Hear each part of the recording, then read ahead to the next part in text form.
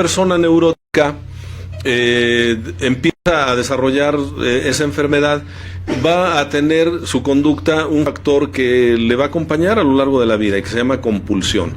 Va a actuar compulsivamente, o sea, sin control. Recordemos que la compulsión quiere decir sin control. Entonces no importa que tú bebas alcohol, vas a beber compulsivamente, vas a beber hasta la embriaguez. Y ahí espiritualmente quedas marcado, ¿no? Porque te tienes falta de sobriedad. Recordemos que la gula dice que es abusar del placer que Dios nos ha conferido de comer y beber en la justa medida. Un alcohólico es goloso porque bebe hasta la embriaguez, o sea, en exceso. El drogadicto va a consumir la droga compulsivamente.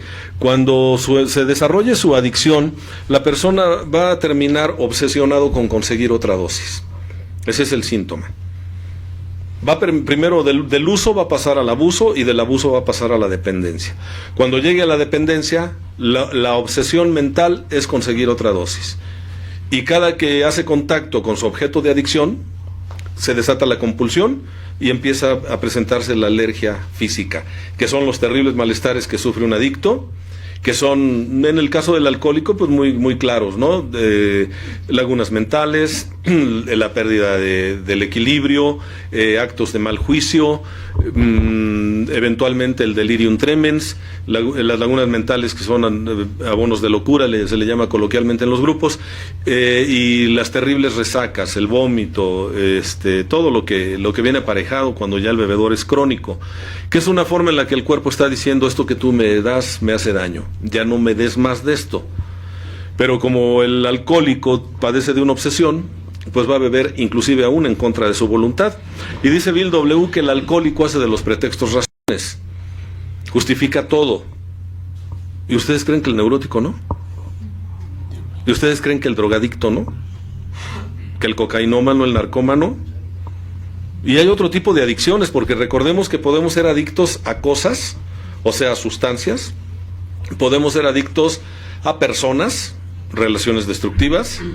Podemos ser adictos a circunstancias, servidores de grupo que cuando ya no los reeligen se resienten y se van del grupo. Se volvieron adictos al reflector y se consiguen otros 3 o 4 iguales y se van a abrir una nueva fuente de vida. Y yo me pregunto, ¿cuánta neurosis va a salir de ahí? Ahí aplica muy bien esa máxima que dice: Dios los hace y ellos se juntan. Sí, cuando la gente se junta para algo positivo, qué bueno, pero cuando se juntan por el resentimiento, cuidado, ¿no? El pronóstico de veras es reservado. Y aplica también una máxima que dice que las ratas se unen ante el peligro y cuando el peligro pasa se destruyen entre sí. He conocido algunos. ¿Cuál es la cuestión? Podemos ser adictos también a ideas y eso le pega muy fuerte al adicto, sea cual fuere la adicción que tenga. La adicción a la idea de que yo siempre tengo la razón, de que soy una persona maravillosa, de que deben quererme independientemente de cómo yo me porte, de lo que yo haga, de lo que yo diga. ¿Por qué? Pues simplemente porque se trata de mi persona. Pues que no te das cuenta, pendejo, quién soy yo, ¿sí? ¿Qué no te das cuenta, babosa, con quién estás tratando? O sea, soy yo. Por eso el que se resiente no porque el otro sea una porquería de persona, sino porque me lo hiciste a mí. O sea, te atreviste a hacérmelo a mí, que soy el tesorito de mamá, ¿no? Que soy el bebé de mi codependencia, porque así se hablan. Oye, bebé. Pero cuando son tus vecinos, al bebé luego le hablan de hijo de tu tal por cual, ¿no? O sea, el bebé se transforma en un objeto indeseable y entonces le dicen: eres un hijo de tu tal por cual. No digo malas palabras porque está saliendo el programa y creo que la gente que escucha merece respeto. Yo siento que esto no es un congal y que tenemos que mostrar un poquito de recuperación. Y creo que el cambio de juicios y actitudes aplica. Porque puede haber gente que escuche, que no tenga experiencia grupal y diga: qué bonita forma de recuperarse. Y no porque me interese lo que digan de mí, sino porque me interesa que la gente no se desencante de una propuesta de recuperación que salva vidas, la mía, por ejemplo. Entonces, ¿cuál es la cuestión aquí? Podemos ser adictos a cosas, personas, circunstancias o ideas. Y el adicto adolece de lo mismo. Hay personas que son adictos a la idea de que todo tiene que estar limpio y se la pasan limpia y limpia. El lugar donde estén. Ayer estaba yo en Morelia, fui a compartir a Morelia, Michoacán, allá con unos buenos amigos, y vi a una chica que desde que terminamos el compartimiento no dejó de hacer limpieza. Salimos después de medianoche y seguía limpiando cosas. Y yo me preguntaba, ¿lo que tiene que limpiar está adentro o está afuera? Porque dicen los principios herméticos, como es adentro es afuera, como es arriba es abajo. Adicta a la idea de que todo tiene que estar limpio. El perfeccionista es adicto a la idea de que todo tiene que ser perfecto, y hasta lo dice, las cosas se hacen bien o no se hacen. Y cuando tú le preguntas, ¿y quién es quien las hace bien? Entonces, pues yo soy la única persona que las sabe hacer bien. Fíjense la trampa del perfeccionista. El perfeccionista da una orden y él termina ejecutándola. Haz esto, lo otro. Ay, déjame, porque tú no sabes hacer las cosas. Y al ratito empieza, es que nadie me ayuda. Es que me dejan toda la carga a mí. No, pero te dijeron que te ayudaban, pero no lo hacen bien. Bueno, la persona perfeccionista, aunque no lo quiera escuchar y se salga de la sala, es una persona que está llena de vergüenza. En algún momento de su vida fue humillada o fue exhibida de manera dolorosa, y con tal de no volver a experimentar ese dolor, del dolor de la vergüenza o de la culpa, entonces se obsesiona con, entre comillas, hacer las cosas bien, o hacerlas perfectas más bien. El adicto a las circunstancias, pues ahí tenemos políticos que ya son los famosos dinosaurios, ¿no? Que ya los llevan en silla de ruedas al Congreso, o en un diablito, o en patineta, ¿no? Ya no pueden, pero siguen aferrados al poder. Se llama megalomanía. Es una adicción al poder. Todo aquel que tiene un poder por largo tiempo empieza a tener una deformación de la personalidad. Todo aquel que llega a tener un poco de poder personal y se confía, llega a tener un retroceso dentro del programa. Bill W. nos previene cuando nos dice que en áreas espirituales es peligroso guiarse solo. En terrenos espirituales es peligroso guiarse solo. Y algunos dicen que ya se apadrinan con Dios. Entonces, no, yo ya me apadrino con el jefe. Y dice Bill, cuidado, porque a lo mejor quien te está hablando es la voz del ego y no la del que tú crees. Por eso es importante que alguien te refleje, te retroalimente. Las relaciones sanas son las que se dan entre amigos, entre amantes, entre socios que son capaces de decirse sus verdades, utilizando una técnica que se llama asertividad. O sea, te voy a reflejar cosas sin insultarte, sin ponerte etiquetas, sin descalificarte como ser humano, pero sí voy a describir tus conductas. Y entonces cuando yo señalo la conducta puedo decir, no estoy de acuerdo con lo que tú estás haciendo, en lugar de decirle, eres una porquería de persona, por eso actúas así. Parece lo mismo, pero hay una gran diferencia. No es lo mismo decirle a mi hijo, este 5 no se ve bien en la boleta, que decirle, eres un burro, y compararlo desfavorablemente con los demás. Debería ser como tus primos o como fulanito, fulanita de tal. Mira nada más qué calificaciones. Y si estás peleado con la pareja, pues agarras por ahí, ¿verdad? Y lo burro lo sacaste de la familia de tu padre, ¿sí? Allá todos son así. Esto puede parecer jocoso, pero ahí es donde empieza a formarse la personalidad adictiva, entre otras cosas. Gente que se vuelve adicta a que otros le aprueben, porque alguna vez le descalificaron. Y entonces son los que están, ¿cómo me veo? ¿Cómo me veo?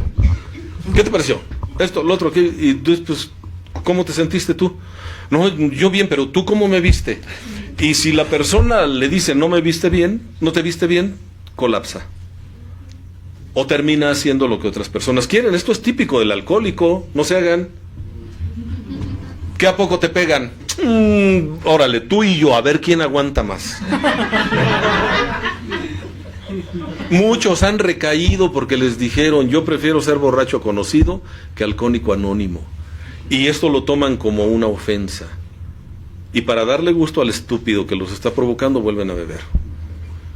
Si de algo adolece el adicto es de autoestima.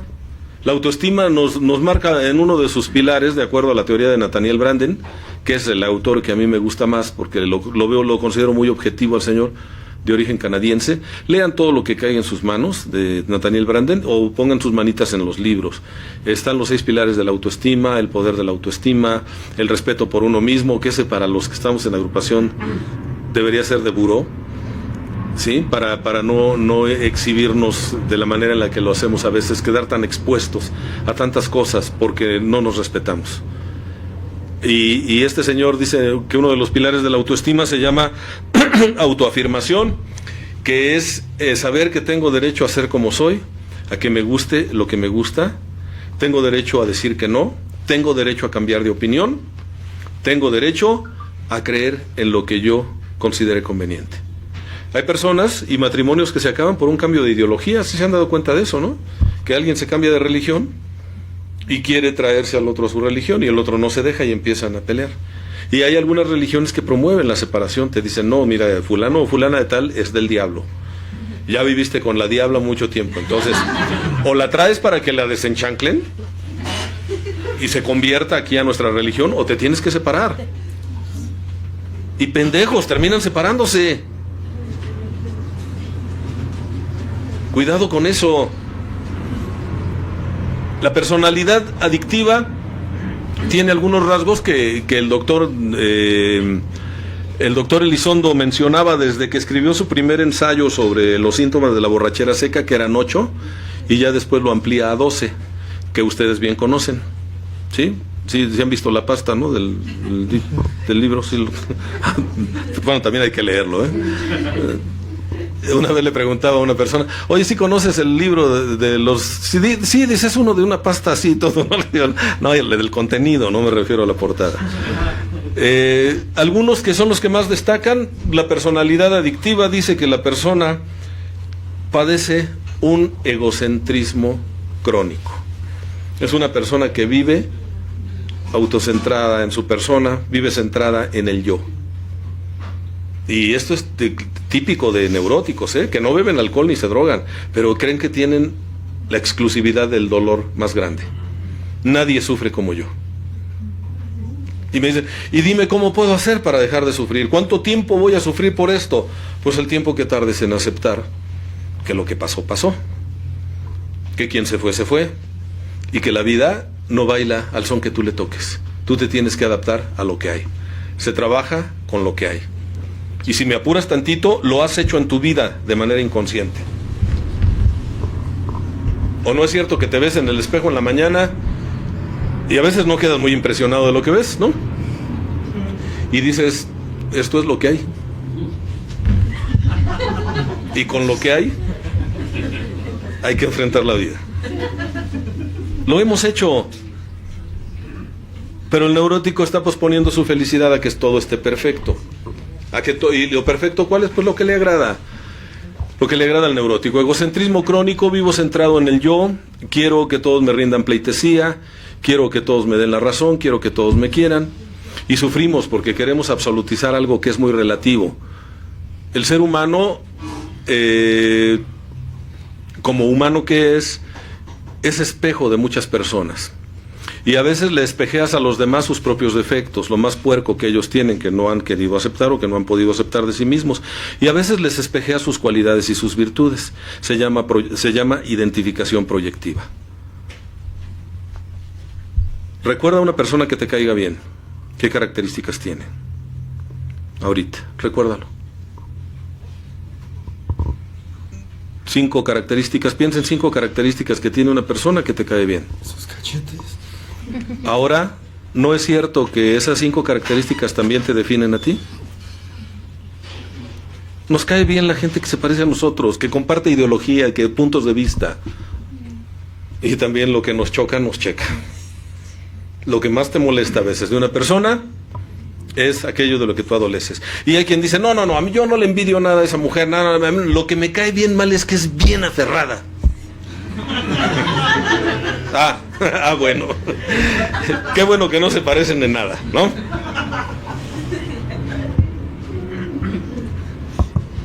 El programa nos da un antídoto excelente para ese síntoma tan agresivo, egocentrismo crónico. Nos dice que el egocentrismo se vence cuando nosotros hacemos servicio. Y el servicio es uno de los 3 legados, recuerden. Hay quien dice que el servicio no da recuperación. Pues hace porque nunca ha servido. Porque cómo duele hacer servicio cuando no tienes ganas. A veces hacer servicio te duele todo, a veces hasta te duelen las partes más nobles de tu cuerpo.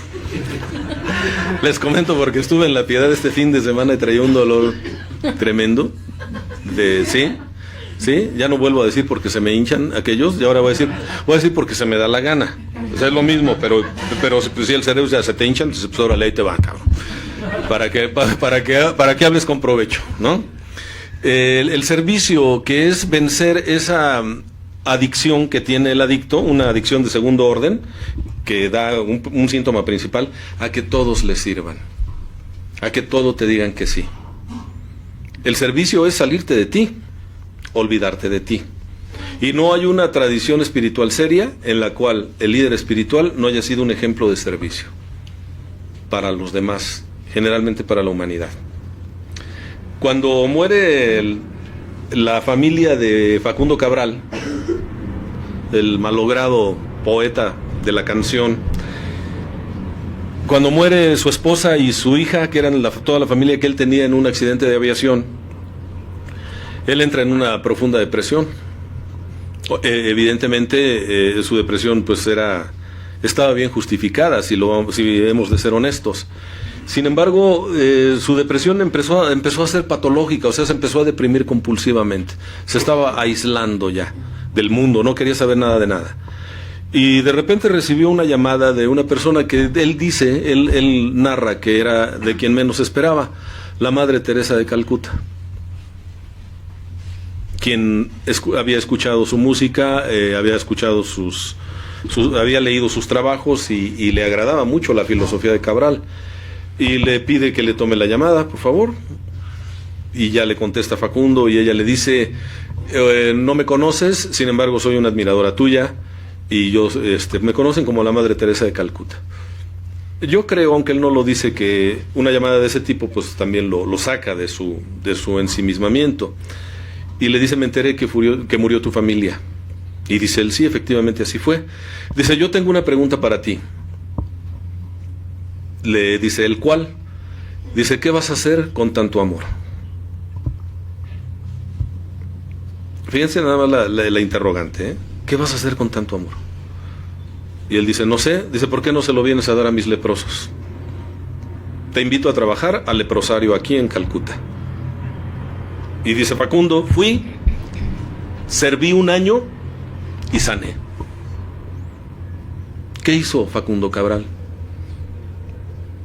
Dejó de creer que tenía la exclusividad del sufrimiento más grande. Nadie sufre como yo. Porque ¿cuál es la queja del neurótico, como ustedes comprenderán? ¿Cuál es? Nadie me quiere, nadie me entiende. Y luego la tribuna se convierte en un duelo de ver quién sufre más. No, pero no es nada. Déjame que te cuente lo que a mí me pasó, lo que a mí me hicieron, cómo me engañaron, cómo me estafaron. Sacamos, ¿no?, nuestras cicatrices de guerra, que digo, pues sí, son evidencia de que has estado aquí, pero a veces pasamos demasiado tiempo lamiéndonos las heridas, quejándonos. Y si las quejas solucionaran los problemas, sería conveniente. Pero las quejas no hacen muchas veces más que aumentar el dolor. Sí es cierto que cuando tenemos una pérdida vamos a entrar en un proceso de duelo, pero la fórmula, me dice mi maestro de meditación, la fórmula, Roberto, es caminando y llorando.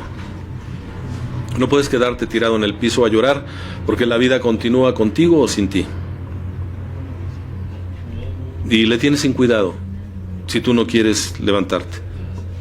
¿Sí? Eres perfectamente sustituible, eres prescindible para todos, menos para ti. Así que no tienes la exclusividad del dolor. Yo, en los años que tengo en agrupaciones, He visto algunas personas que también se suben o comparten sus experiencias y hablan y hablan y hablan de lo malos que son.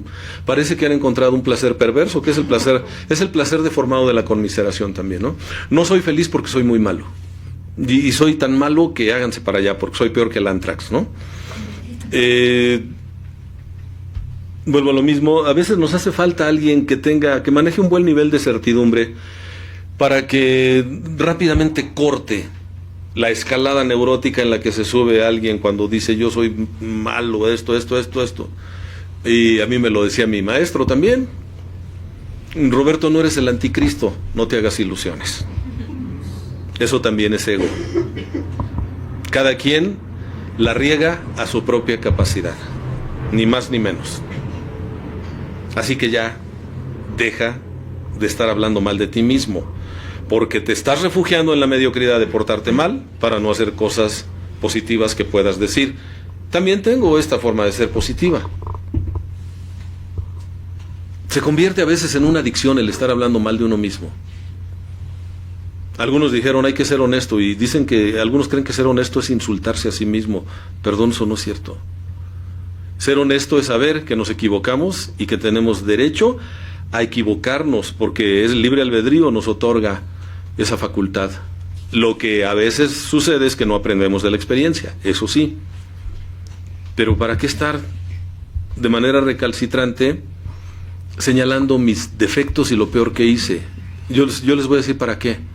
Para llamar la atención. Si no puedo ser el mejor de los mejores, voy a ser el peor de los peores. Y eso también es protagonismo. Y si no, pregúntenle a las familias que tienen un hijo adicto o una hija adicta, a un ingobernable o un ingobernable. ¿No es cierto que se le da más atención a veces al hijo que se porta mal que al que se porta bien? ¿No es protagonismo? ¿No llevan una ganancia secundaria? No me digan que no, por favor. Porque eso es parte de la personalidad adictiva. Soy tan egocéntrico que quiero estar en el ojo del huracán porque eso me da protagonismo. Y a veces lo que te hace falta es un poquito de discreción. La discrecionalidad funciona, te ayuda. Claro, si andas buscando prestigio entre los desprestigiados, por supuesto que lo vas a hacer. Por supuesto. Pues algunos probablemente es el único lugar donde han destacado. E inventan inclusive conversaciones con Dios, y por la manera en la que viven y por la frecuencia con la que se drogan y se emborrachan, lo dudo, honestamente, lo dudo. Aunque se sepan versos y canten alabanzas, perdón, lo dudo. A mí no me digas que recuperado estás, a mí déjame preguntarle a tu familia, déjame preguntarle a tu pareja, déjame preguntarle a tus hijos, bueno, a tus compañeros de grupo. Déjame preguntarles. El egocentrismo se manifiesta de muchas formas. Es un monstruo de 1000 cabezas. Si se manifiesta de manera espiritual, algunos van a escribir y dan el salto neurótico y ya después andan de cazafallas de todos, ¿no? ¿Y cuál es su argumento bizarro? Grosero, burdo. ¿Cómo es posible que después de una escritura todavía te enojes, todavía hagas esto, todavía hagas lo otro? ¿Quién les dijo que un trabajo de inventario es la panacea? Quienes no quieren a cuarto y quinto paso se regodean en su propia ignorancia, ¿no? Y dicen, ¿cómo es posible que nada más trabajen 2 pasos del programa? Bueno, se les justifica, no son malos, son ignorantes, son pendejos, vamos, o sea, no podemos cargarnos con ellos, ¿no? Bueno, yo porque a mí mi Señor Jesucristo me dio esa lección. Cuando Él estaba en la cruz, le otorgó el perdón a los que lo habían crucificado, aún sin que ellos se lo pidieran, ¿eh? Dijo, Padre mío, Señor, perdónalos porque no saben lo que hacen. O sea, no son malos, son pendejos. Bueno, los que hablan de cuarto y quinto paso sin haber hecho un cuarto y quinto paso caen dentro de ese rango. O sea, hablan sin tener argumentos sólidos ni un testimonio personal. Y cuando yo hablo a la ligera, pues generalmente hablo tonterías. No me preocupan tanto ellos, y no es una preocupación que me quite el sueño, simplemente es una forma de decirlo. Me preocupa la gente que está dentro de la comunidad y que no se ha dado cuenta que las escrituras no son suficientes, que son un elemento de la recuperación. concretamente el segundo concepto básico, análisis de la personalidad y catarsis. Pero el programa consta de 5 conceptos básicos desglosados en 12 pasos para la recuperación. Y si me apuras tantito, también tenemos que respetar las tradiciones, lo mejor que se pueda. Y tenemos que respetar los conceptos para el servicio. Porque todos ellos en conjunto van encaminados a que ese síntoma tan agresivo de la personalidad adictiva que es el egocentrismo pierda fuerza. Los 12 pasos, las 12 tradiciones y los 12 conceptos para el servicio mundial son ego reductores. Todos nos piden ir en contra de nuestros deseos personales. Todos nos invitan al servicio, todos nos invitan a ser constantes y conscientes. Todos nos dicen, no busques exhibicionismo, inclusive a través de tu propio sufrimiento. Tú levantarás tu fondo de sufrimiento cuando le sea de utilidad a otra persona. De algunos andamos haciendo alaraca y andamos inclusive a veces hasta excediéndonos. Esa es una cuestión muy neurótica. No quiero que me quieras, quiero que me tengas lástima. Qué poco respeto tienes por ti. Te voy a decir todo lo que he sufrido. ¿Para qué? ¿Para causar mi conmiseración hacia tu persona?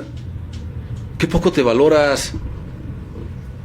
Un día cuando verdaderamente oiga tu testimonio de alma y corazón adentro, como me decían que había que trabajar la catarsis, diré, te felicito porque todo lo que tú sufriste no fue suficiente para acabar contigo. Eres superviviente de la neurosis engendrada muchas veces en tu propia casa. Y por supuesto que quien te volvió neurótico no lo hizo con la intención. Te dio lo que podía darte y punto. Las cosas sucedieron, es evidente y no se puede negar. Pero tampoco vas a agarrar a tus padres de pretexto favorito. Porque eso es lo que hace el egocéntrico. Yo no soy feliz porque tuve unos padres así y así y así y así. Yo conozco a muchos que tuvieron padres peores que tú y son felices. ¿Por qué no perdonas? El que no perdona es por egocentrismo, vuelvo a lo mismo. Y a veces de manera, diría yo, patética, te dicen, yo perdono pero no olvido. O sea, te está diciendo, nomás me estoy haciendo pendeja. Cuando me acuerde voy a sacar el as debajo de la manga, que tú ya sabes que lo tengo debajo de la manga, porque además ni lo tengo oculto. Porque hasta te amenazo, ¿no? Y te digo, ¿a poco crees que ya se me olvidó? ¿No? Síguele, síguele. ¿No crees que ya se me olvidó? ¿Por qué no perdonas? Por egocentrismo, porque te lo hicieron a ti. He conocido padrinos y madrinas que a sus ahijados les dicen, perdona, perdona, perdona, salva tu relación, esto, lo otro, pero cuando se los han hecho a ellos, no se aplican absolutamente nada de la palabra perdón. ¿Por qué? Muy entendible, no necesitamos ser doctos en la materia, con un poquito de experiencia grupal es evidente. ¿Por qué? Porque te lo hicieron a ti. ¿Cómo se atrevió?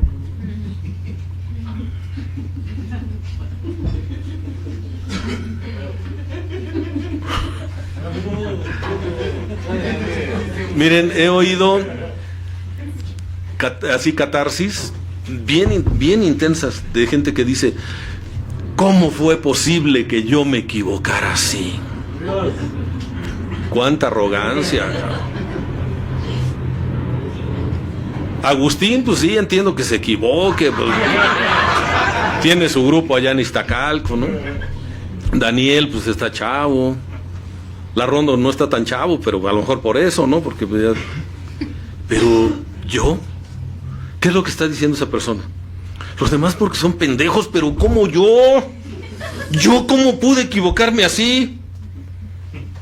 Y la vida te lo dice igual que los demás, porque quieren ser felices y quieren dejar de sufrir. El ser humano en busca de la felicidad, a veces de manera ignorante hace pendejada y media creyendo que así va a ser feliz.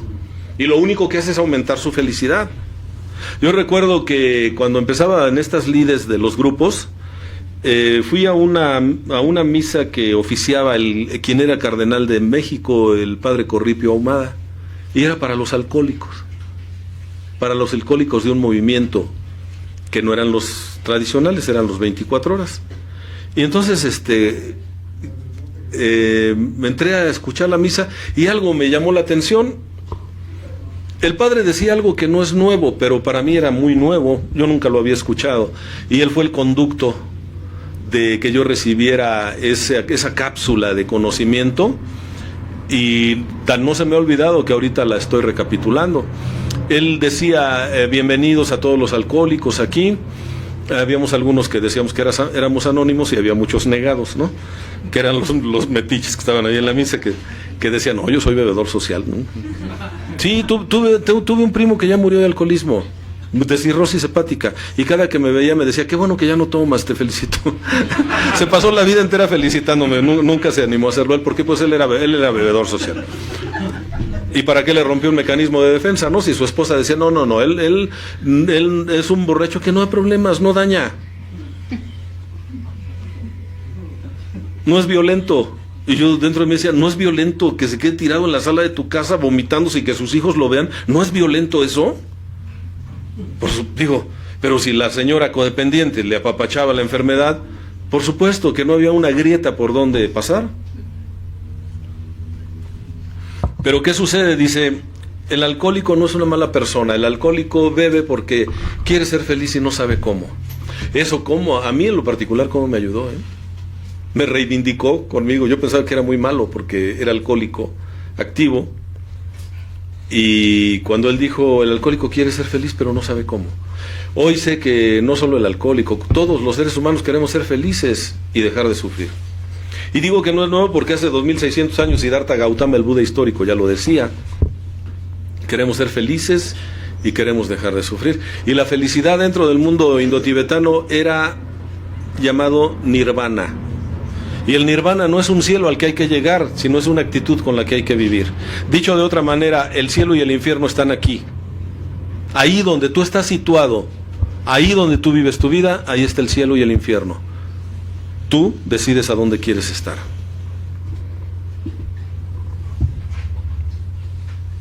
El alcohólico quiere ser feliz, pero no sabe cómo, tiene muy pocos recursos. Y entonces en la defensa del ego, defiende a ultranza sus puntos de vista, pasa por encima de la sensibilidad de otros, es tremendamente individualista, es tremendamente resentido, pero insisto, no solo el alcohólico, sino esos síntomas, el radio significativo de acción de esos síntomas se amplió a todas las personas que tienen adicciones. El trabajólico, o sea, el adicto al trabajo, workaholic, tienen los mismos síntomas. El egocentrismo da pie a muchos otros, es la columna vertebral de la neurosis. Infantilismo. ¿Qué berrinches hace el adicto, no? El adicto a que lo quieran o el adicto a que le den la razón, o la adicta a que le den la razón. ¿Qué berrinches hace? Si entrara un niño de 4 años y es un berrinche aquí, uno dice, pues, es una criatura. Y eso pasa con la edad.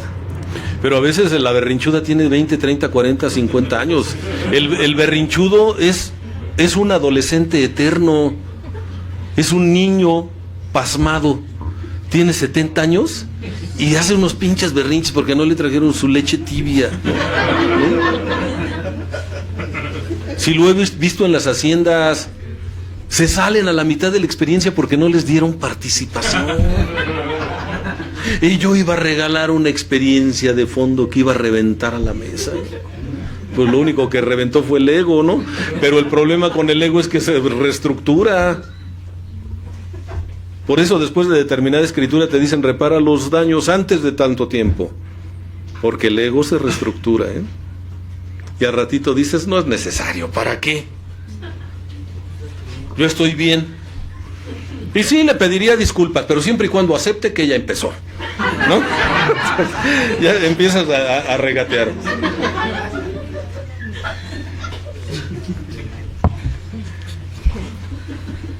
Uno de los síntomas de la personalidad adictiva, dice el doctor Elizondo, es el escorpión amargado.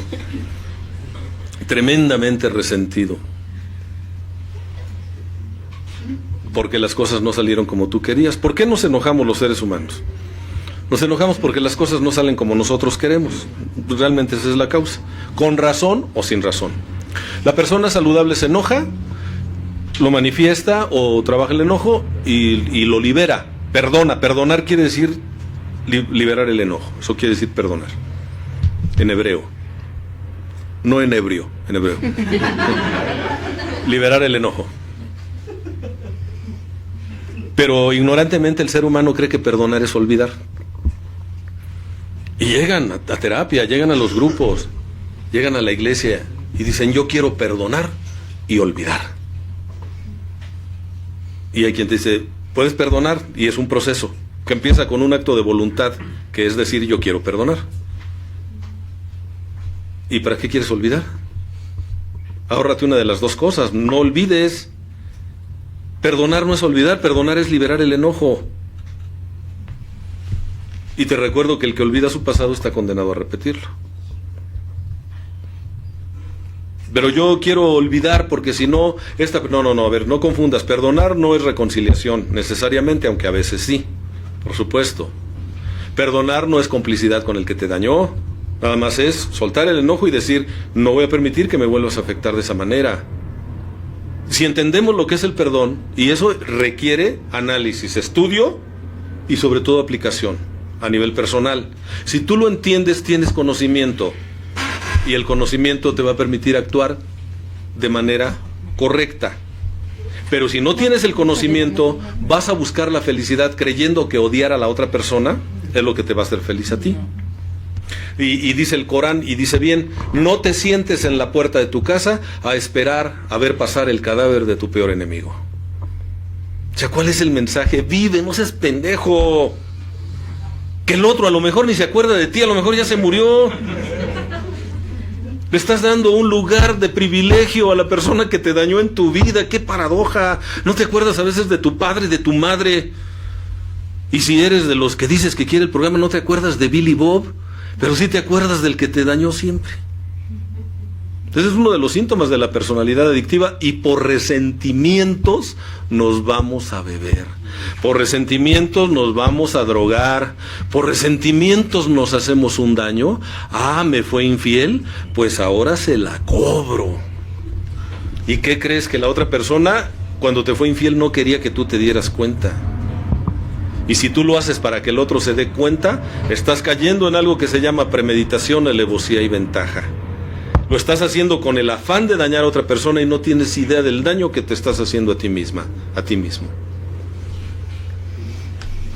¿Estamos de acuerdo entonces en que la ignorancia, queremos ser felices, pero ignorantemente hacemos pendejadas creyendo que eso nos va a dar la felicidad?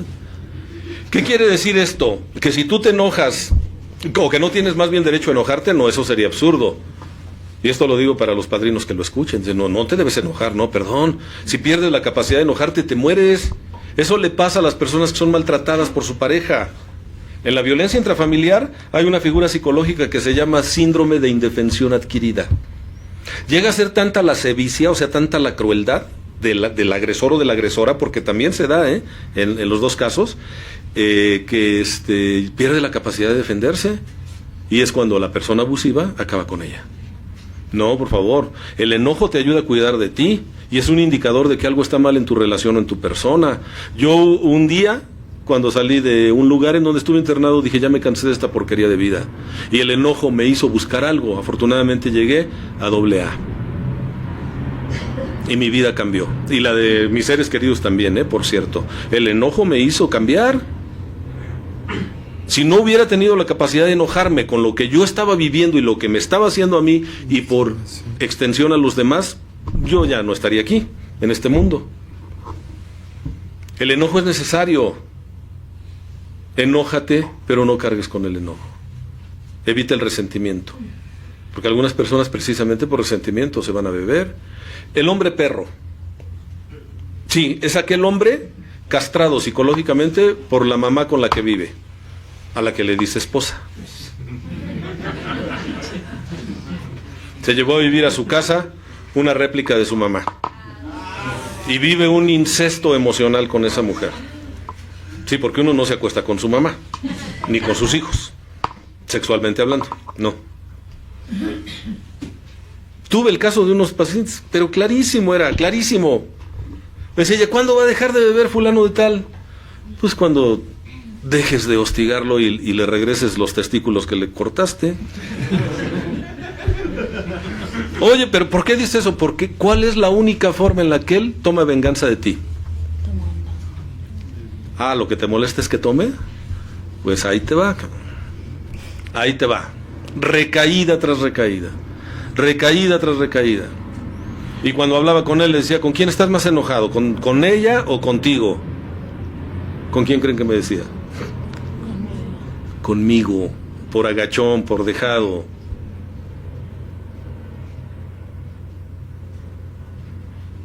Y cuando le hablé de la figura psicológica del hombre perro, obviamente lo hice con mucho tacto. Le dije, el hombre perro es aquel que se suscribe a un sistema neurótico que una mujer que le recuerda a su propia madre le ha donado. La donataria del sistema neurótico es ella. Aquí las cosas son así, si quieres, ya lo tiene agarrado. Ya. Sí, cuando se la sueltas, cuando el otro ya está hasta adentro. Y entonces le dona un sistema neurótico al que el otro se suscribe. Le dice sí, y se convierte en un diapasón que vibra al ritmo que le toque la otra. Así como en una guitarra, que está el diapasón, tocas las cuerdas, el otro está respondiendo. Pero está muy enojado. Y dice que la ama. Y ella le da su premio de consolación. Cuando llegan las visitas dicen, yo tengo un marido modelo. No bebe, dice el otro, porque me madreas. No discute, porque me amenazas con irte de mi vida. No pelea, porque no me da sexo. El otro está con su diálogo interno. A todos le dice que sí. Y cada una de las concesiones que hace le llenan de furia consigo mismo. Llega el momento en el que no aguanta, se va a beber. Bebe por resentimiento. Y con quien está resentido es con él mismo. Sucede con muchas mujeres, guardando las proporciones, más o menos la situación es parecida. Bebemos por resentimientos. Por eso te dicen, libérate de los resentimientos. Por eso en cierto lugar te dicen resentimientos. Pinche palabra de 14 letras. Tuvieron el cuidado de contarlas. Que ha costado más vidas que las 2 primeras guerras mundiales. ¿Quién sabe de dónde sacaron esas estadísticas? Yo cuando oí eso dije, no estarán exagerando estos cabrones. Pues si tan solo en Rusia se murieron 20 millones. Pero no puede que siga viendo la locura que estamos compartiendo. Yo creo que se quedaron cortos. Sí. Me disculpo públicamente ante quien dice eso. Sí, seguramente. Por resentimientos, quien tiene una personalidad adictiva es dependiente de manera neurótica, tiene la tendencia a generar dependencias insanas. Todos en este mundo dependemos de todos. Así que por favor ya no digan eso de que yo no necesito de nadie, yo soy independiente. No es cierto. Vivimos en un universo interdependiente, donde todos dependemos de todos. Pero hay dependencias sanas y dependencias insanas. Tú puedes depender de tu pareja en muchos sentidos. Tú puedes depender de tu familia en general. Yo tengo una dependencia del programa y de las agrupaciones. Por eso me agrupo. No piensen que porque soy muy espiritual. No, yo he comprobado que el grupo sin mí sobrevive perfectamente. El grupo en el que yo milito, una vez no fui a la experiencia y uno de mis hijos me dijo, Roberto, estás muy enfermo, no seas soberbio, la experiencia va a salir, vayas o no vayas. Así que quédate a atenderte. Y ya me quedé a atenderme. Lo que había que atender era la llamada de emergencia al baño, ¿no? Sí, tenía una tremenda gastroenteritis, que cuidado. Y me quedé. Después tuve que reconocer con la idea perversa de que se les atorara el chamaco a media experiencia y me hablaran para que fuera yo a resolver el asunto. Pero el pinche teléfono nunca sonó. Hasta lo revisé el celular, dije, no estará descargado, no sonó. El domingo ya estaba yo resignándome y fui a recibir a la gente que llegaba de la experiencia y yo llegué y me dirijo a los servidores, ¿no? Pues de los servicios más significativos. ¿Qué tal? ¿Cómo les fue? Dicen, a toda madre, nos fue muy bien. Un golpe para el ego, ¿no? Comprobé mi teoría. El grupo funciona perfectamente sin mí. Difícilmente yo funcionaría bien sin el grupo. ¿Por qué? Porque el grupo para mí es el cordón umbilical a la cordura, a la vida ordenada y algo maravilloso, a la vida espiritual. Yo conocí al que considero mi poder superior a través del Evangelio del Borracho, que es el libro azul. Y me enseñaron que el Dios de los adictos es un Dios amoroso. Si no fuera así, créanme que muchos no hubiéramos llegado. No es perfeccionista. No dice las cosas se hacen bien o no se hacen. No dice, ahí tienes un libre albedrío. Nada más te haces responsable. Después no andes de chillón. Como el que le da cáncer y dice, ¿por qué a mí? ¿Por qué a mí? Pues porque tú eres el que te fumaba 60 cigarros diarios. O sea, es lógico, no sabes hacer cuentas, pendejo. ¿No?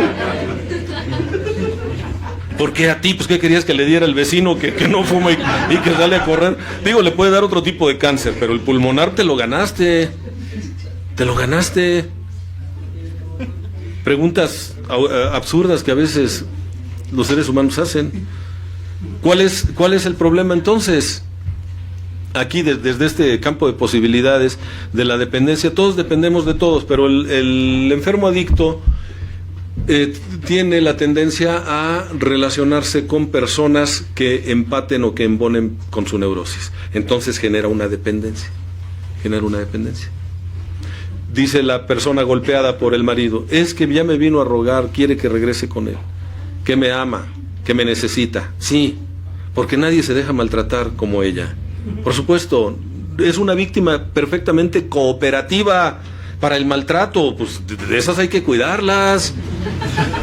Fíjate, no les dan dinero, no las atienden emocional ni sexualmente, y las agarran de punching bag, ¿no? O sea, de costal.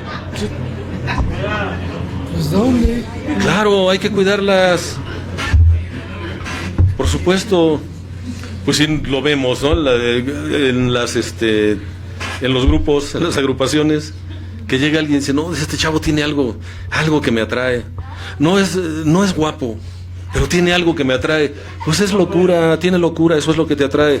Te resulta familiar. Te resulta familiar su locura, pues es igualito a tu papá, no físicamente, sino en su forma de conducirse. Es mitómano, o sea, miente sin necesidad. ¿Cuánto tiempo tienes sin drogarte? No, déjame hacer cuentas, más o menos, no, ya como 10 años. Si yo lo veía quemándole las patas al chamuco hace 6 meses y me dice que ya no. ¿Sí? Es como aquellos que celebran 20 y tantos años y sabes que se acaban de poner una guarapeta. Pero conocen el programa. Lo conocen, pero por fuera, ¿no? ¿Cuál es el punto? La arrogancia. Y es típico del egocéntrico. Dense cuenta que los adolescentes generalmente son egocéntricos y eso es por naturaleza. El adolescente que no es egocéntrico no es normal. Si después de los 18, 19 años sigue siendo egocéntrico, tampoco es normal. O sea, eso es temporal, ¿eh? Es temporal. Y generalmente se resisten a aceptar algunas cosas y es normal, están en un proceso de formación de su personalidad, de individuación, así se llama. Pero ¿qué sucede con la persona que ya trae problemas y en la adolescencia ya pueden ser adictos perfectamente, tener una personalidad adictiva? ¿Qué te dicen? Mamá, papá, a mí nadie me ha dado nada. Es su frase matadora. Yo me hice solo. Por favor. De veras, no inventen. ¿Quién de aquí ha cuidado un bebé aunque sea por unas horas? ¿No es cierto que son tremendamente demandantes los bebés? ¿Alguien te tuvo que cuidar para que hayas llegado el día de hoy a las condiciones en las que estás? Sí, pero ni me querían. Pues todavía es más de agradecerse. Pues si estabas feo como la chingada y todavía te cuidaron, ¿no? Te dieron de comer.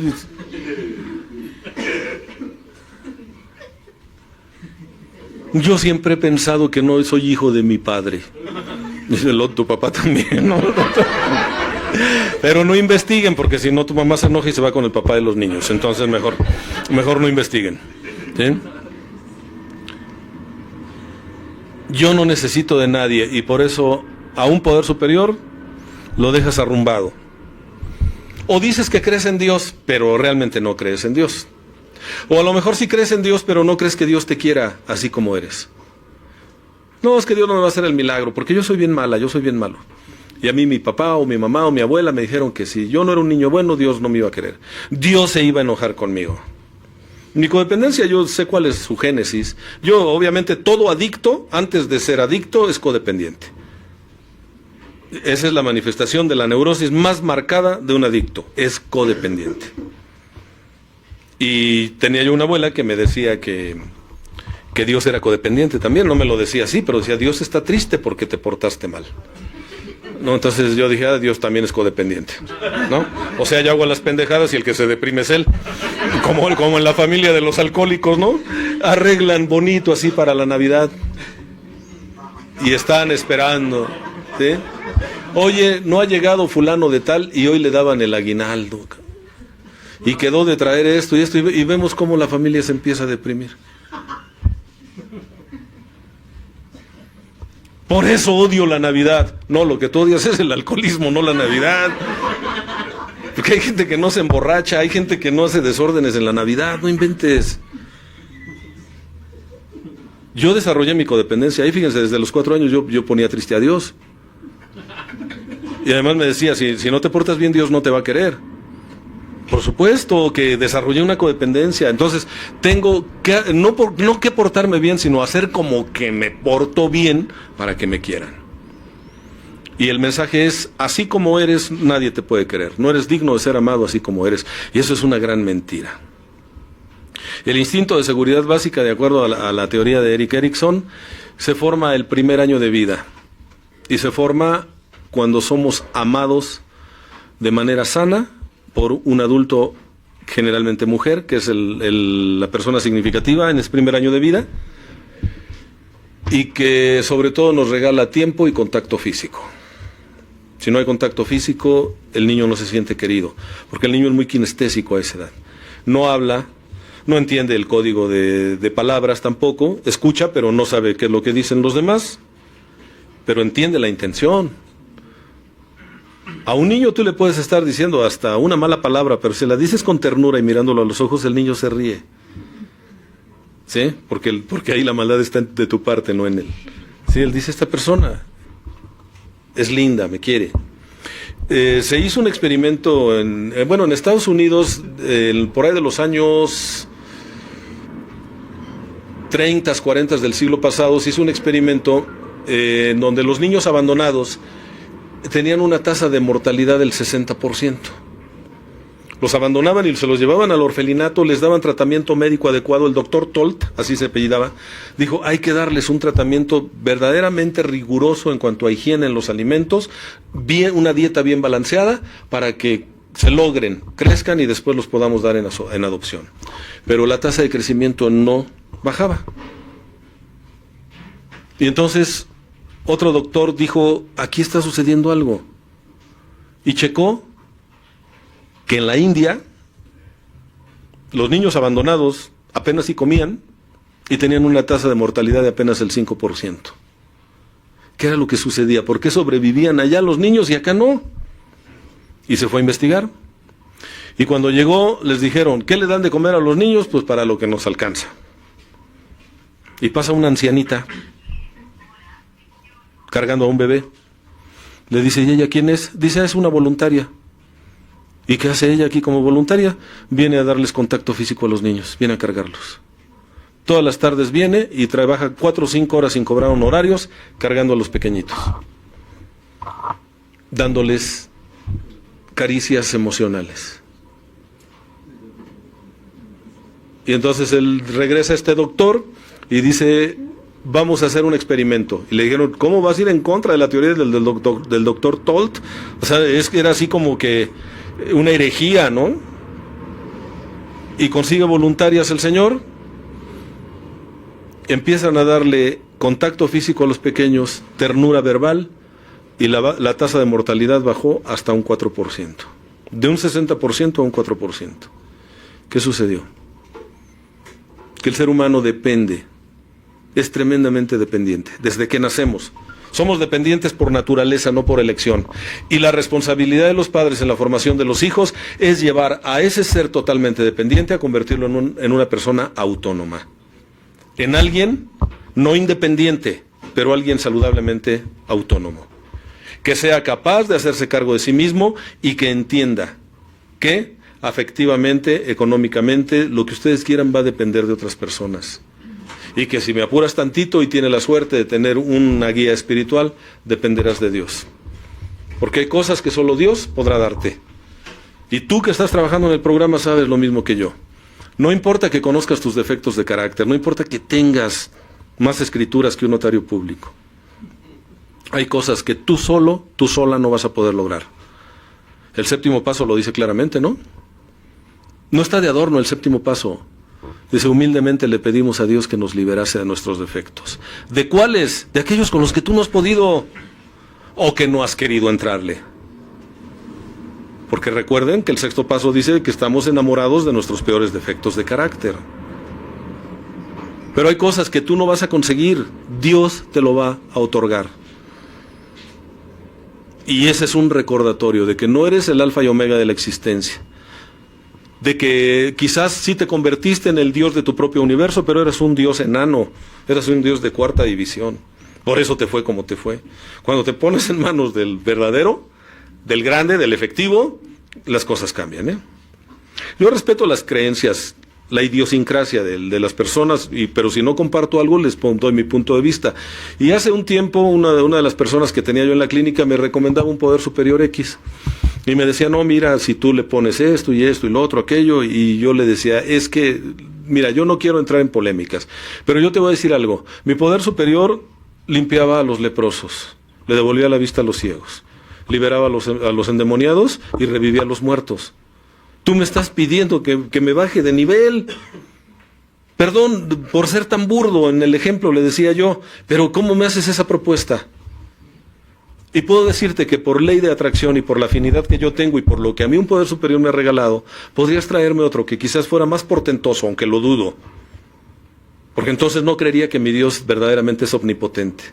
Pero aún así, por la ley de afinidad que existe, al haberme rescatado de mi propia miseria, tengo un compromiso espiritual con Él y por fe me he entregado entera y libremente a mi Dios. Y esa fe yo no la tenía. Esa fe me la regalaron en los grupos. Esa fe la encontré yo en un trabajo de inventario personal, en el que fui honesto, al que fui a escribir y no a festejar mis aniversarios. Sí, porque pues ya está de moda, ¿no? Hacemos la experiencia y me festejo, ¿no? Sí, y el día que te cases también, ¿no? Vas a llevar, o que hagas tus 15 años, llevas a los chambelanes también ahí en la cadena de resentimientos, lo puedes hacer. Y cuando todos aplaudan, entras tú partiendo plaza, así, con tu mejor perfil, ¿no? Por favor, no mezclemos la gimnasia con la magnesia. La recuperación es cosa seria, no tiene que ser solemne, pero sí seria en el sentido de qué es lo que quieres para ti. ¿Qué es lo que quieres para ti? Porque ese es otro de los síntomas de la personalidad adictiva exhibicionista. Podría continuar con algunos rasgos de la personalidad adictiva, pero creo que particularmente todo gira en torno al egocentrismo. Es el más significativo. Y recuerden lo que dice Bill W. en el cuarto paso, para no excederme en el tiempo. ¿Qué dice en el cuarto paso cuando habla de los defectos de carácter o a lo que se le llama en la Iglesia Católica, Apostólica y Romana los pecados capitales? Porque de ahí viene. Quien crea la lista de los 8 pecados capitales es el Papa Gregorio Magno, porque fueron 8 primero, y después se dieron cuenta que la vanidad era consecuencia de la soberbia. Entonces se redujo a 7 el número de pecados capitales. A los que Bill W. dice en el cuarto paso les vamos a llamar defectos de carácter, para que no se pongan locos los alcohólicos, ya ven cómo son conflictivos, ¿no? Dice, a ver, vamos a suavizar la cosa. A ver, nosotros les vamos a llamar defectos de carácter, ¿sí? Y dice, no por casualidad, la soberbia encabeza la lista de defectos de carácter. No es casualidad. La perversa enfermedad del alma, decía Abel, tiene que ver con la soberbia. Esa es la perversa enfermedad del alma, el creer que eres más que Dios inclusive. San Agustín lo define perfectamente, dice, soberbia es amor exagerado hacia uno mismo hasta el desprecio de Dios. breve, bueno y substancioso. A mí se me hace que ese señor tenía programa, aunque no lo supiera, porque de veras bien centrado, bien objetivo. Soberbia es amor exagerado hacia uno mismo hasta el desprecio de Dios. Y el Dalai Lama del Tíbet, cuando viene a México, ahí en el Auditorio Nacional me tocó verlo, le preguntaron: ¿para usted qué es humildad? Y dice él: humildad es saber que lo puedo todo, pero que no puedo solo. También, mis respetos. La humildad es el antídoto de la soberbia. Y la soberbia es lo que genera el egocentrismo. Y no confundir, por favor, soberbia con orgullo. El orgullo es autoestima, es dignidad, es amor propio, es respeto por la persona que tú eres. Y el que tú te sientas orgulloso, yo espero que el grupo Hay una Solución se sienta orgulloso de este 12 aniversario. Porque el orgullo es la recompensa emocional legítima a la que tenemos derecho cuando hemos hecho bien las cosas. ¿Cómo no me voy a sentir orgulloso yo si cumplí mis bodas de plata con los cuartomarcianos? Hace 25 años que yo escribí, en este septiembre. ¿Cómo no me voy a sentir orgulloso? Por supuesto. Pues si yo ya me había desahuciado a mí mismo, dije: yo me voy a morir borracho, siguiendo la tradición familiar. Sí, la verdad. Son las herencias transgeneracionales. Por eso se me echó encima toda la perrada. Cuando dejé de beber, toda la familia estaba siendo infiel al sistema tradicional. Y se aventaban la vacilada de decirme: ¿tú crees que no nos da vergüenza verte salir de un grupo de alcohólicos anónimos? De veras, la desfachatez no tiene límites, en serio. Y muchos de los que se avergonzaron de que saliera yo de un grupo, tíos míos, ya se murieron. Y se murieron de alcoholismo. Y eso no me alegra. Me cansé, como dice la canción, me cansé de rogarles. Y nunca quisieron saber nada del programa. Por eso digo que no a todos nos alcanza. Somos afortunados, hemos sido tocados por la diosa Fortuna. Aquí tienes una esperanza de vida diferente, tienes una expectativa diferente, tienes la oportunidad de conocerte, de ser un descubridor de tus propios tesoros. Yo he tomado un sesgo diferente en mis participaciones. Yo ya no hablo de lo malo que es el enfermo emocional. Yo vengo a recordarte las cualidades que tú tienes, que están adormecidas por tantas neurosis que heredaste y por otras a las que te has vuelto adicto. Como es a tener la razón o a querer cambiar a los demás. Aunque tengas grupo, ya ven que dices: ¿por qué no cambias? Y la otra persona te va a decir: ¿y por qué no me aceptas? Cuesta el mismo trabajo. Pero recuerden que estamos aquí por locos, no por pendejos, ¿no? Es más fácil que cambie el otro, pues yo para qué me esfuerzo, ¿no? Ándale, si me amas, cambia.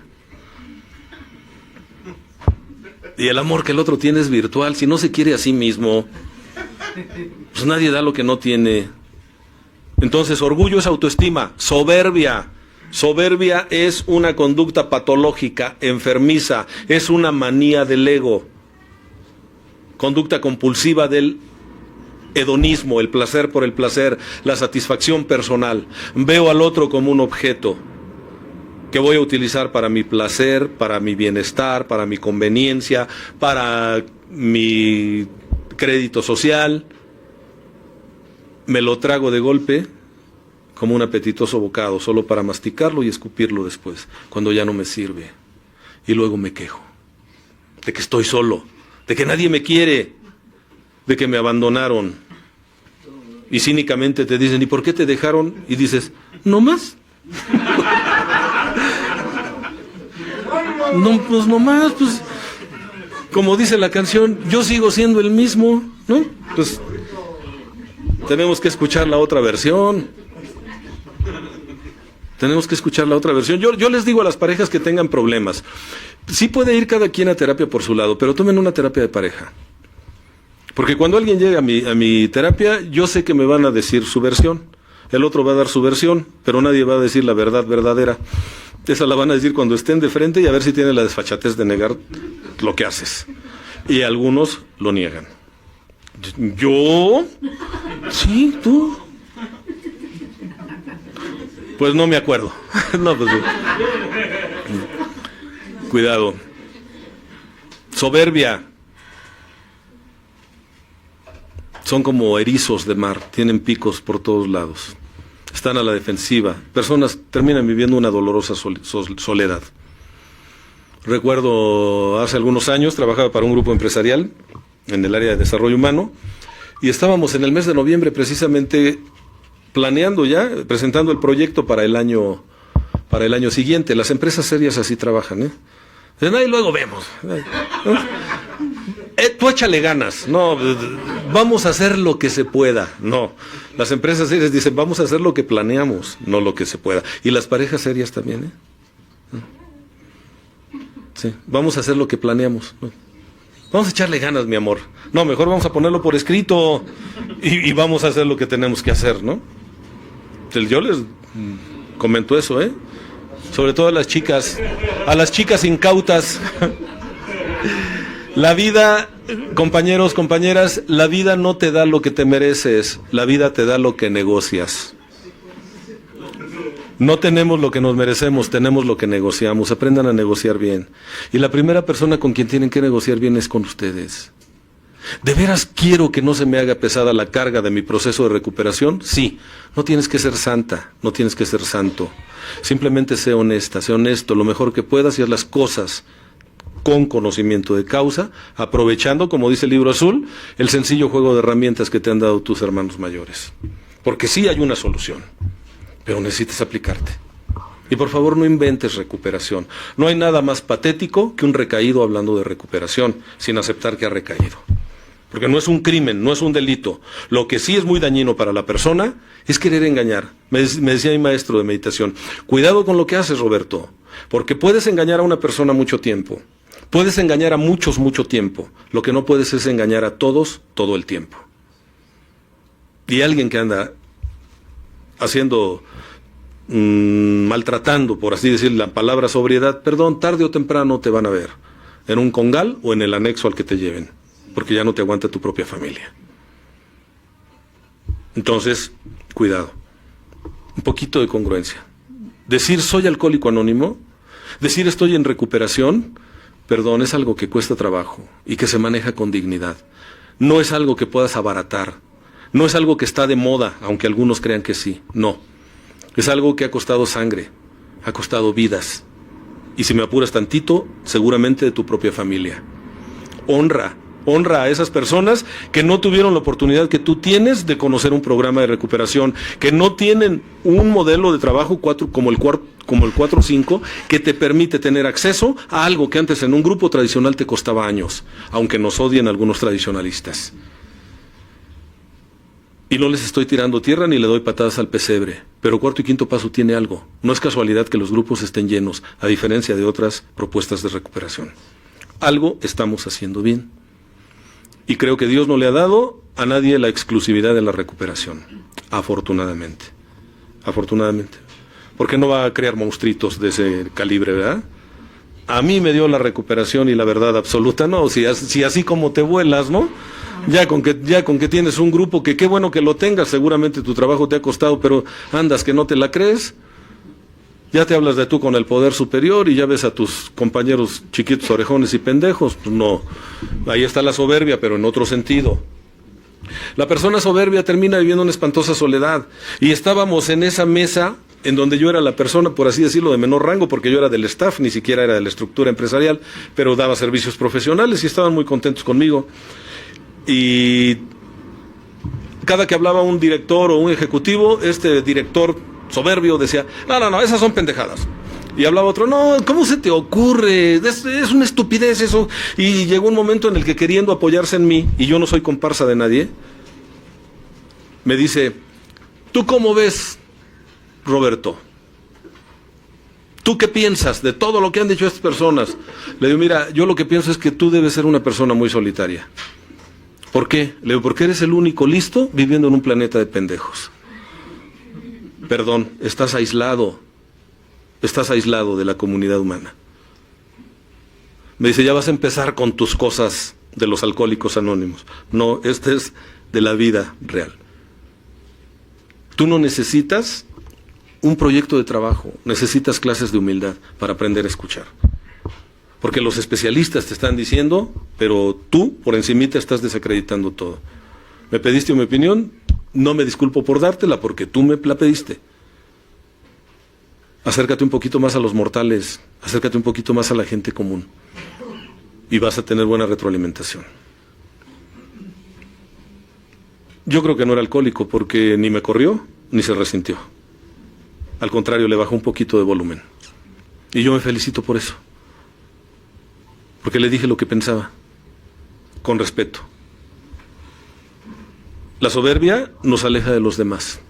La soberbia nos quita inclusive el mérito de aquello que hicimos bien cuando empezamos a pregonarlo, cuando empezamos a presumir, cuando empezamos a hostigar a otra persona o cuando manejamos la falsa humildad. Gracias por coordinarnos la experiencia. No es nada, cualquiera hubiera podido hacerlo. ¿Cualquiera? No es cierto. Gracias por tener un grupo funcionando. No, hombre, cualquiera, pues no es cierto. ¿Cuántos grupos se cierran? Gracias por compartirnos el tema. No, no es nada, cualquiera lo hubiera podido hacer. Tampoco. Tú tienes tus cualidades naturales, que te recuerdo que no son tuyas en estricto sentido, son dones de Dios. Y debes ponerlos al servicio de los demás. Si Dios te da un don y tú no lo pones a trabajar y no lo pones a tu servicio porque es tuyo y de los demás, estás estafando a Dios. Porque te hizo un encargo y no lo estás cumpliendo. Y hay gente que dice, ¿por qué no te retiras ya? ¿Por qué no te retiras? Ya me quiero retirar, ya fueron muchos años. Oía el otro día una persona, nunca diré nombres públicamente porque no es ético. Pues ya le serví mucho a estos cabrones, yo ya me quiero retirar y todo. Dije, híjole, va a entrar en crisis la recuperación, ¿no?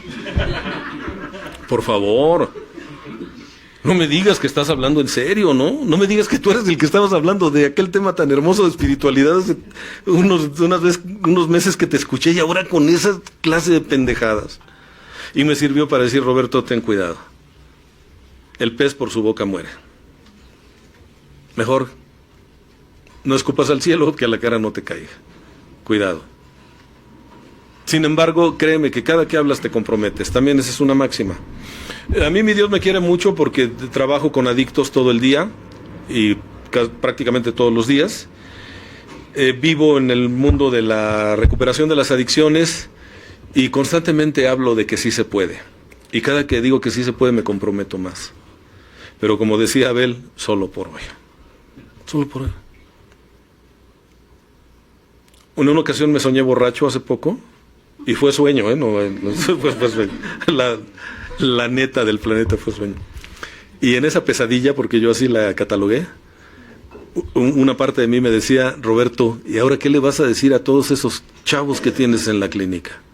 A esos jóvenes que cuando tú les impactas, porque tengo la capacidad de ser histriónico, lo reconozco, y tengo una rara cualidad para trabajar con adictos, ¿sabes? Porque yo también lo soy, ahora en recuperación, y que veo un dejo de esperanza en esas caras casi infantiles, de que dice el padrino que sí se puede, cabrón. Y salir con mi pinche batea de babas, ¿no? ¿Se acuerdan de lo que les dije? Sí, pues ¿qué creen? Que les mentí. Claro, no soy el único referente, ¿no? Hay muchos que, gracias a Dios, lo están logrando, pero sí te comprometes. Sí te comprometes. Si te comprometes doblemente cuando dices que estás haciendo algo y estás haciendo todo lo contrario. Ahí sí, cuidado. Cuidado. Entonces, pues la personalidad adictiva caracteriza a la persona por una obsesión mental, como resumen, que se apodera de nuestro pensamiento. Recuerden que un pensamiento obsesivo que se apodera de la mente, al cual nuestra atención vuelve una y otra vez sin cesar. Esa compulsión, esa obsesión mental lleva al adicto a caer en su objeto de adicción o en su conducta adictiva. Y en ese momento se dispara, hay un detonador, se dispara la compulsión. La falta de control sobre sí mismo, sobre el control volitivo, del control de la voluntad desaparece. Y se llega a la alergia, tal como la describió Bill. Y en su momento el doctor Silver se lo comentó a Bill. La alergia que te condena a la locura o a la muerte, si la ingesta es de sustancias tóxicas. Sin embargo, quiero decirles algo que una vez, cuando yo le reproché a mi maestro, el que no me daba mucha atención, él me dijo, te puedo dar toda la atención, te doy toda la atención que puedo darte, y si eso no es suficiente, pues quizás no estás en el lugar indicado, ¿no? Y yo me sentí defraudado, Y después me alcanzó, cosa que nunca hacía él, me alcanzó y me dijo, discúlpame, fui muy duro y no quise decirte lo que te dije. Pero sí quiero que te lleves una cápsula. ¿Cuándo entenderás que la importancia personal es una enfermedad progresiva que mata? Me estaba hablando de la soberbia, la importancia personal, el yo tengo que ser el centro de atención. Que cuando entenderás que la importancia personal es una enfermedad progresiva que mata. ¿Cuándo lo vas a entender? Ya después me dio la sobada. ¿Sabes por qué te doy menos atención a ti? ¿Por qué? Porque te veo menos pendejo que a tus compañeros. Y te lo digo en buen plan, y no para masajearte el ego. Tú te sabes el caminito, tienes un programa de recuperación, tienes una carrera de psicología. O sea, por favor, tú no necesitas un lazarillo como algunos otros. Entiéndelo. Después de esa revolcada, pues ya no me quedaron ganas de volver a reprocharle nada, ¿no? Porque sí me estaba diciendo, ¿qué quieres, que te aplauda? Es como aquel que dice, padrino, ¿verdad que el primer paso es el que dice que nos derrotamos ante el alcohol? Pues sí. Padrino, ¿verdad que la segunda tradición dice esto? Sí, ya lo sabes, ¿para qué estás preguntando, cabrón? O sea, qué afán de llamar la atención y de interrumpir, ¿no? Sí, ya lo sabes. Bueno, pues termino con esta historia que dicen que se le escuché a don Raimundo Sousa, y le creo, porque es una persona solvente moralmente, a quien yo admiro y respeto, y de quien espero todavía aprender muchas cosas. En una ocasión dice que estaba Bill W. en el hospital de Towns siendo desintoxicado por el doctor Silworth. El doctor Silworth ya le había hablado a Bill de lo penoso de su situación. La obsesión mental, la alergia física, la compulsión, todo. Y le dice, doctor, dígame por qué no puedo dejar de beber. El doctor se voltea, siempre se hablaron de usted, y le dice, Bill, su problema es que es usted una persona sumamente egocéntrica. Ese es su problema. Se fue y lo deja con un palmo de narices. Y es cuando Bill, la parte neurótica de Bill, dice, pues si hay un Dios, la parte sana le dice, ¿quién eres tú para negar la existencia de Dios? Y la parte neurótica dice, pues si hay un Dios, que se manifieste. Y ahí es donde se da la experiencia espiritual de Bill. ¿Cuál fue el detonador o el factor precipitante? El que el doctor le dijo, tu enfermedad es más espiritual que psicológica o física. Y se lo estaba diciendo un hombre de ciencia, que nunca habló de Dios, creo, pero nunca negó la existencia de Dios, al menos. Tuvo ese recato. Tu problema es que eres egocéntrico, y el egocentrismo es soberbia. La soberbia es, creo yo, el pecado capital más agresivo con el que nos encontramos en este planeta llamado Tierra. La lucha constante, y creo que una buena recomendación, al menos para mí, es ¿qué puedo hacer el día de hoy para desinflar un poquito mi ego? Y si se puede, un mucho. Y si no lo haces tú, la vida lo hará por ti. Te enseñará la humildad a palos. Ojalá y no lleguemos a esos extremos. De mi parte es todo. Gracias, Agustín. Tú sabes el aprecio que te tengo. Tú eres mi amigo, eres mi compañero, sin embargo, eres mi compañero y mi amigo. Yo me precio de ser amigo tuyo. Y gracias por invitarme a esta fiesta espiritual. Gracias a todo el grupo Hay una Solución, que ha apoyado tanto en los trabajos que estamos haciendo, y me da mucho gusto encontrarme pues a gente aquí de es Nueva Visión, de Nueva Visión Radio. Saludos a toda la gente que nos escucha, y si no estás de acuerdo con lo que dije, pues gracias por escucharme de todos modos, porque el tiempo es invaluable, y en el mundo de la recuperación todo sirve, hasta lo que no sirve, para decir yo no quiero hacer eso, yo no quiero andar así.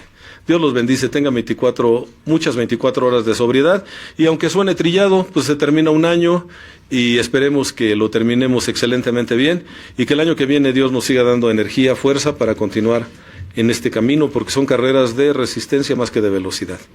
Felices 20. Si quieres ya terminamos, porque quiero hacer un comercial. Gracias, Daniel, como siempre. Muchas gracias. Gracias, felices 24 horas. Para